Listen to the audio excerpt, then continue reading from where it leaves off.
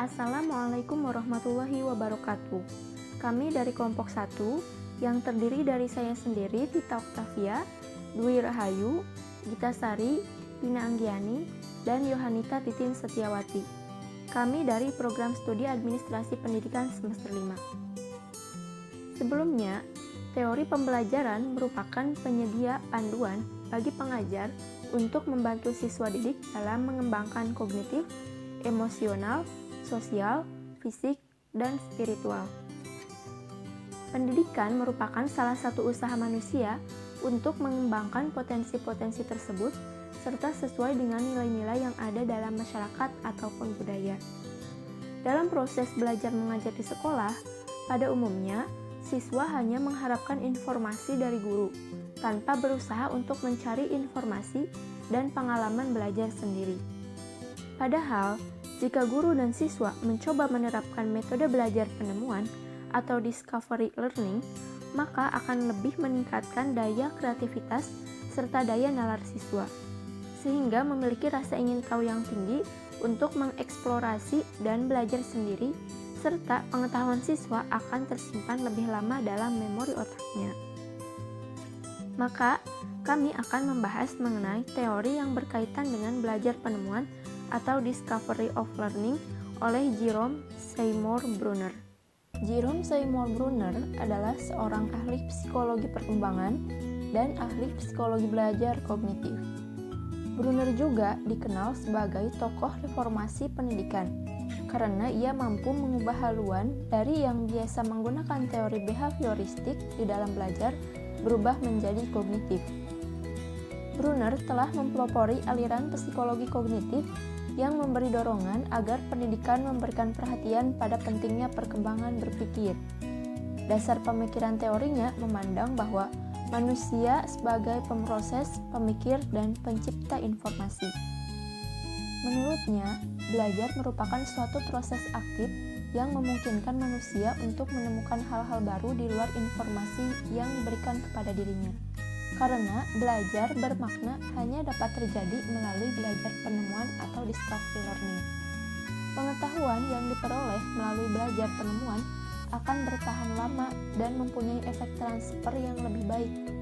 Karena dengan belajar penemuan dapat meningkatkan penalaran dan kemampuan berpikir secara bebas, serta melatih keterampilan-keterampilan kognitif untuk menemukan dan memecahkan berbagai masalah. Misalnya, seorang siswa yang diberi materi pelajaran oleh gurunya dengan cara diskusi interaktif akan lebih diingat siswa daripada dengan metode ceramah. Adapun lebih jelasnya akan dibahas pada bagian penerapan teori ini nanti. Selanjutnya yaitu tahapan proses internalisasi belajar atau proses belajar agar terjadi secara maksimal. Pertama yaitu tahap enaktif. Dalam tahap ini, penyajian yang dilakukan melalui tindakan anak secara langsung terlibat dalam memanipulasi atau mengotak-atik objek. Pada tahap ini, anak belajar suatu pengetahuan di mana pengetahuan itu dipelajari secara aktif dengan menggunakan benda-benda konkret atau menggunakan situasi yang nyata. Misalnya, membedakan bentuk-bentuk bangun tuang.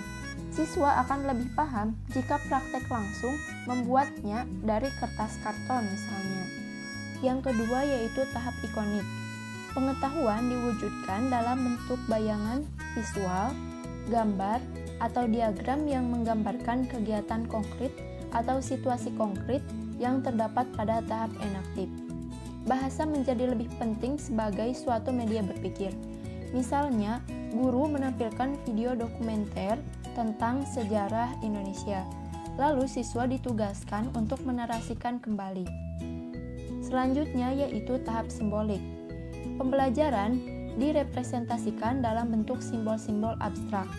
Misalnya, ketika siswa ditugaskan untuk mengerjakan soal matematika dari rumus yang telah dibahas sebelumnya. Selanjutnya yaitu ciri-ciri teori belajar penemuan yang dilihat dari 4 tema tentang pendidikan. Yang pertama yaitu arti penting struktur ilmu pengetahuan. Struktur ilmu pengetahuan adalah seperangkat pertanyaan kunci dan metode penelitian yang akan membantu memperoleh jawabannya. serta berbagai fakta, konsep, generalisasi, dan teori yang memiliki karakteristik khas dan akan membawa peserta didik untuk memahami ide pokok dari suatu pelajaran yang bersangkutan. Tema kedua yaitu kesiapan atau readiness. Menurut Brunner, kesiapan terdiri atas penguasaan keterampilan-keterampilan yang lebih sederhana yang dapat mengizinkan seseorang untuk mencapai keterampilan-keterampilan yang lebih tinggi, di mana kesiapan dapat dicapai dengan memberikan kesempatan bagi para peserta didik untuk membangun pengetahuan yang lebih luas dengan metode belajar yang tepat atau sudah disiapkan supaya peserta didik termotivasi untuk mengembangkannya.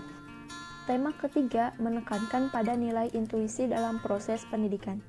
Dengan intuisi, teknik-teknik intelektual untuk sampai pada formulasi-formulasi teraktif dapat diketahui tanpa langkah-langkah analisis. Sedangkan tema keempat yaitu motivasi atau keinginan untuk belajar dan cara-cara guru untuk merangsang motivasi itu. Pengalaman-pengalaman pendidikan yang memotivasi ialah pengalaman-pengalaman di mana para peserta didik berpartisipasi secara aktif dalam menghadapi alamnya. Menurut Brunner, pengalaman belajar seperti ini dapat dicontohkan oleh pengalaman belajar penemuan. Maka peserta didik akan termotivasi lagi untuk mempelajarinya. Berikutnya, saya Pina Anggiani akan melanjutkan pemaparan mengenai ciri-ciri teori belajar Brunner. Ciri-ciri yang kedua yaitu model dan kategori teori belajar Brunner. Pendekatan Brunner terhadap belajar didasarkan pada dua asumsi, yaitu asumsi yang pertama adalah bahwa perolehan pengetahuan merupakan proses interaktif, yang artinya orang yang berinteraksi dengan lingkungannya secara aktif, maka perubahan tidak hanya terjadi di lingkungan, tetapi juga terjadi dalam diri orang itu sendiri. Contohnya adalah orang menanam tumbuhan. Dengan menanam tumbuhan, orang tersebut secara sadar atau tidak sadar dapat melatih kesabaran dan kedisiplinan. Adapun asumsi yang kedua adalah bahwa orang mengkonstruksi pengetahuan dengan menghubungkan informasi yang masuk dengan informasi yang diperoleh sebelumnya. Mengkonstruksi pengetahuan di sini artinya kegiatan seseorang dalam menemukan dan mengubah atau menyusun informasi yang diperoleh sehingga terbentuk pemahaman yang menyeluruh. Ciri-ciri teori belajar Brunner yang ketiga yaitu belajar sebagai proses kognitif. Menurut Jerome S. Brunner, belajar melibatkan 3 proses yang berlangsung hampir bersamaan.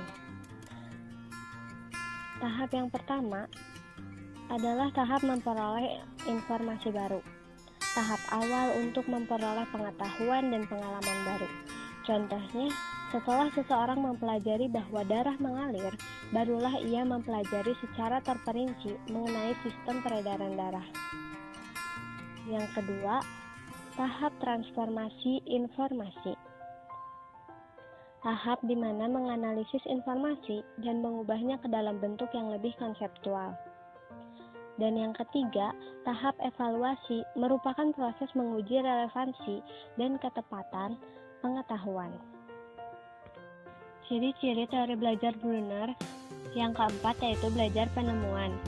Belajar penemuan atau discovery learning merupakan salah satu model instruksional kognitif yang sangat berpengaruh.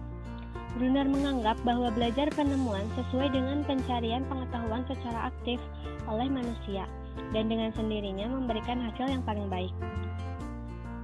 Adapun beberapa kebaikan yang diperoleh dengan belajar penemuan yaitu yang pertama, pengetahuan itu bertahan lama atau lebih mudah diingat bila dibandingkan dengan pengetahuan yang dipelajari dengan cara-cara lain. Yang kedua, hasil belajar penemuan mempunyai efek transfer yang lebih baik daripada hasil belajar lainnya.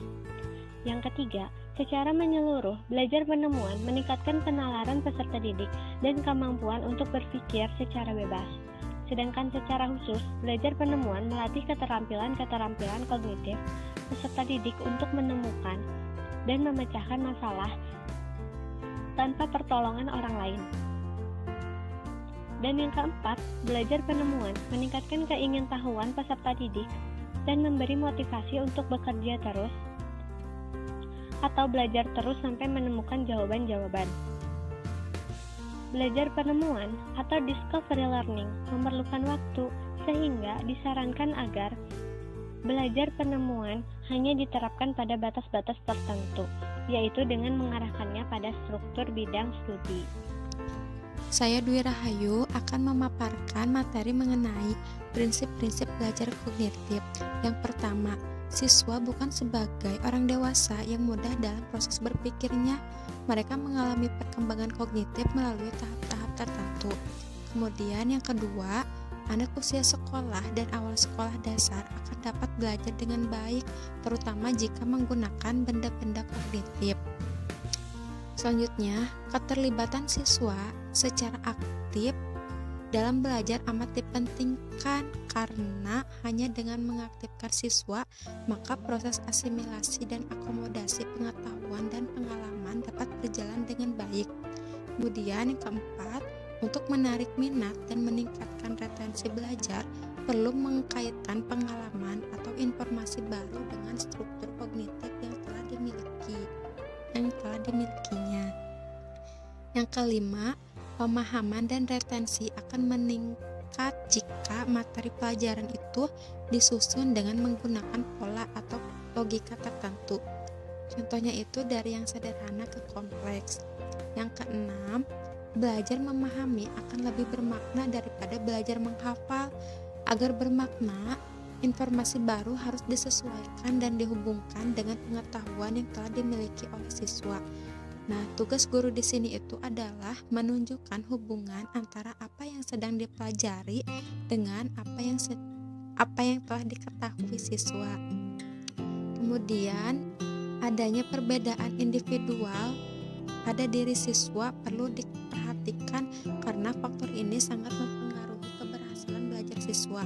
Perbedaan tersebut misalnya seperti pada motivasi, persepsi, kemampuan berpikir, pengetahuan awal, dan sebagainya. Dengan demikian, Brunner lebih banyak memberikan kebebasan kepada siswa untuk belajar sendiri melalui aktivitas menemukan atau discovery.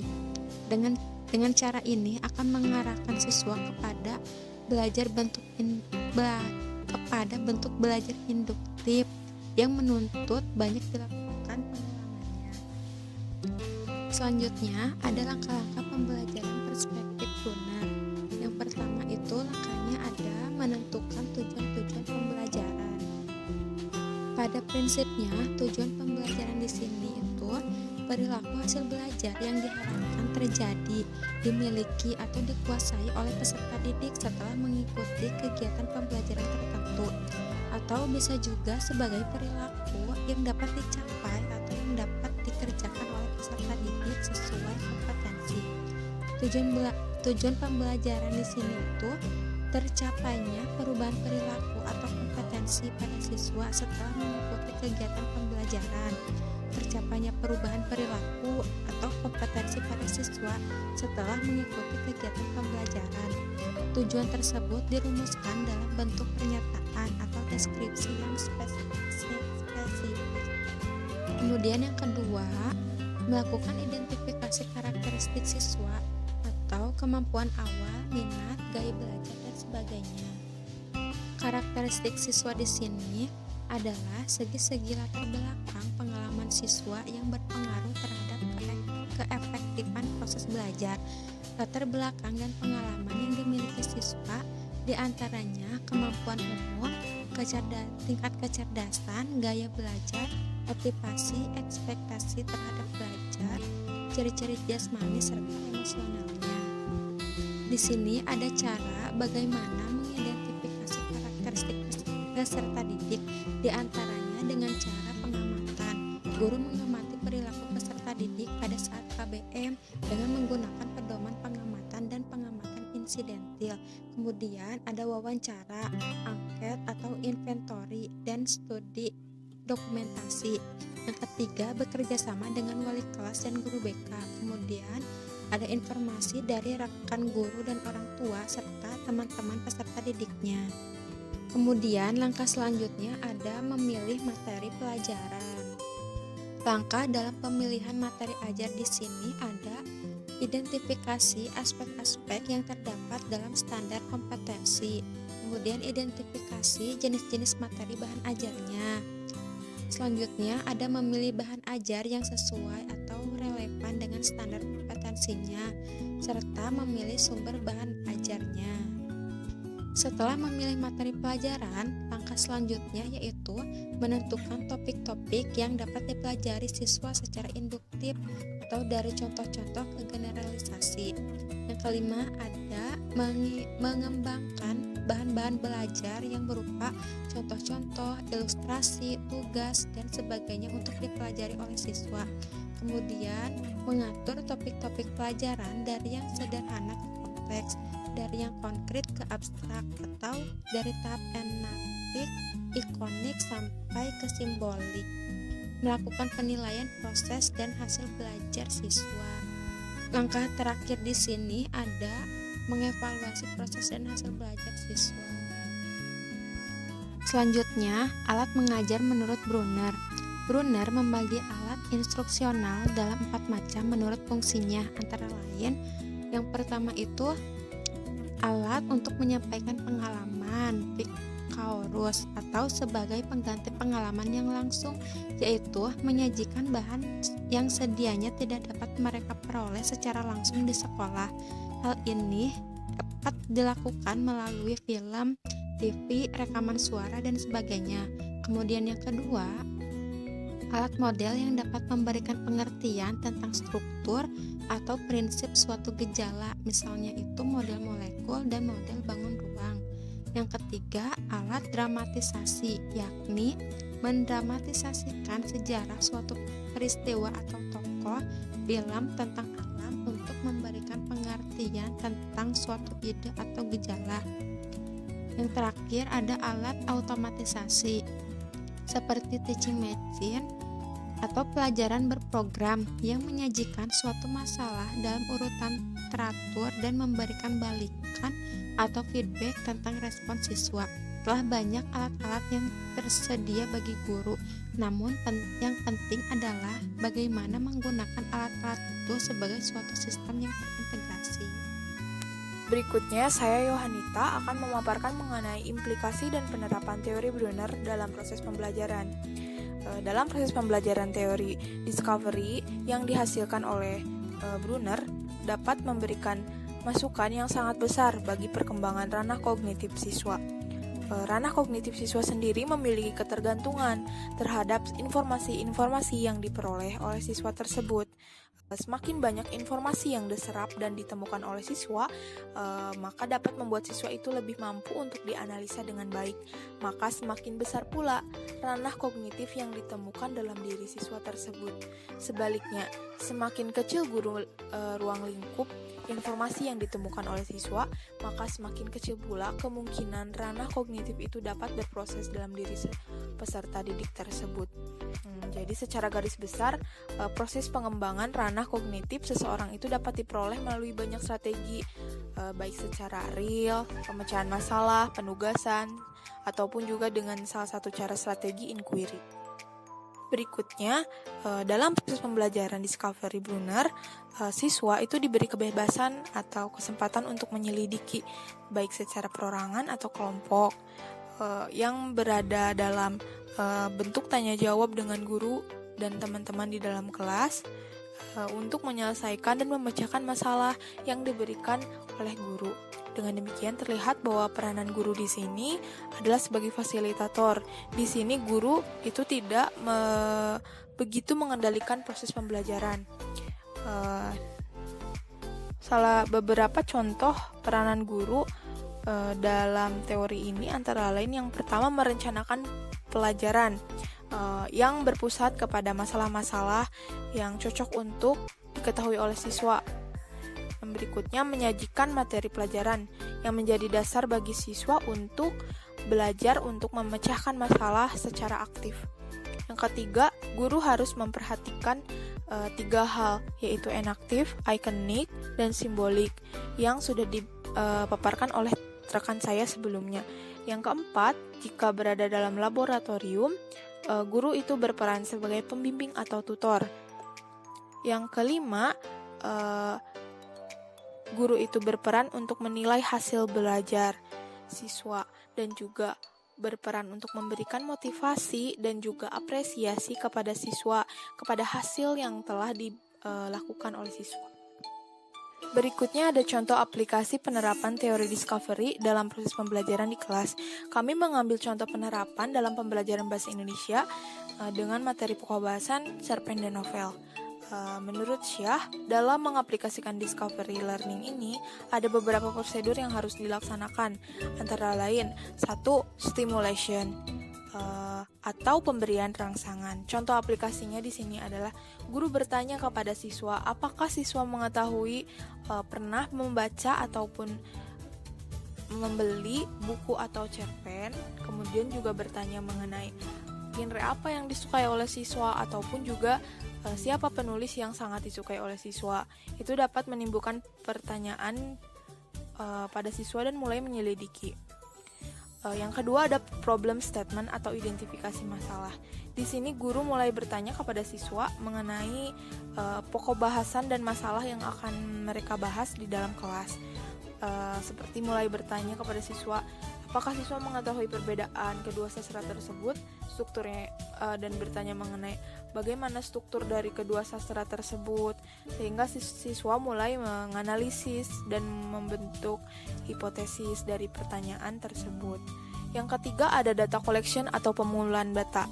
Contoh aplikasinya di sini, guru mulai membentuk beberapa kelompok dalam kelas tersebut dan guru mulai meminta siswa untuk membaca literatur mengenai cerpen dan novel dan mencari informasi mengenai pengertian, ciri-ciri, struktur, perbedaan dari novel dan cerpen beserta mencari contohnya masing-masing. Nah, untuk yang keempat ada data processing atau pengolahan data. Contoh aplikasinya di sini adalah setelah kelompok membaca literatur mengenai cerpen dan novel, berikutnya guru memerintahkan siswa untuk berdiskusi di dalam kelompoknya dan menganalisis ciri-ciri dan struktur cerpen dan novel dari contoh yang mereka dapatkan sebelumnya dianalisis. Untuk yang kelima ada verification, pembuktian. Pada tahap ini contoh aplikasinya adalah setelah diskusi, guru meminta setiap kelompok untuk memaparkan hasil analisis dan diskusi kelompoknya di depan kelas. Dengan begitu, setiap siswa akan mengetahui hasil diskusi setiap orang. Setelah pemaparan juga, siswa membuka sesi pertanyaan yang merupakan salah satu cara untuk memastikan dan membuktikan pembenaran dari hipotesis mengenai analisisnya. Yang keenam ada generalization atau menarik kesimpulan atau generalisasi. Contoh aplikasinya di sini adalah guru meminta beberapa siswa bertanya kepada siswa untuk memberikan pendapat dan menarik kesimpulan dari hasil diskusi tadi. Setelah beberapa anak memberikan pendapat, guru memberikan sebuah pembenaran mengenai hasil diskusi tadi. Kesimpulannya seperti apa. Kemudian juga guru memberi saran kepada siswa dan juga selanjutnya guru memberikan tugas untuk membuat sebuah cerpen kepada siswa. Di sini saya Gita Sari Kusuma Astuti akan sedikit memaparkan mengenai kelebihan dan kekurangan teori Brunner dan juga cara mengatasi kelemahan metode discovery. Seperti teori-teori yang lain, teori Brunner juga memiliki kelebihan dan kekurangan. Kelebihan teori Brunner yaitu belajar penemuan dapat digunakan untuk menguji apakah belajar sudah bermakna. Pengetahuan yang diperoleh dari belajar akan tertinggal lama dan mudah diingat, serta penggunaan belajar penemuan mungkin mempunyai pengaruh dalam menciptakan motivasi belajar dan meningkatkan penalaran dari belajar untuk kemampuan berpikir secara bebas. Selanjutnya ada kekurangan teori Brunner. Teori belajar ini menuntut peserta didik untuk memiliki kesiapan dan kematangan mental. Peserta didik harus berani dan berkeinginan mengetahui keadaan di sekitarnya. Jika tidak memiliki keberanian dan keinginan, tentu proses belajar akan gagal. Teori belajar seperti ini memakan waktu cukup lama, dan jika kurang terpimpin atau terarah, dapat menyebabkan kekacauan atas materi yang dipelajari. Selanjutnya ada cara mengatasi kelemahan metode discovery. Yang pertama, membentuk kelompok-kelompok kecil yang anggotanya terdiri dari siswa pandai dan siswa kurang pandai, agar siswa yang pandai bisa membimbing siswa yang kurang pandai. Dengan cara ini pula, kelemahan kelas besar dalam penggunaan metode ini dapat diatasi. Selanjutnya ada memulai dengan penemuan terbimbing atau terpimpin, yakni adanya bantuan atau petunjuk dari guru. Bantuan guru dapat dimulai dengan mengajukan beberapa pertanyaan dan dengan memberikan informasi secara singkat. Pertanyaan dan informasi tersebut dapat dimuat dalam lembar kerja siswa atau LKS yang lebih dipersiapkan guru sebelum pembelajaran dimulai. Oleh karena itu, dalam tahap pelaksanaan tindakan akan menggunakan metode discovery terpimpin atau terbimbing dengan membentuk menjadi beberapa kelompok kecil dan membimbing siswa dalam menemukan kalimat utama paragraf. Alhamdulillah, terima kasih atas perhatiannya. Semoga bermanfaat. Assalamualaikum warahmatullahi wabarakatuh.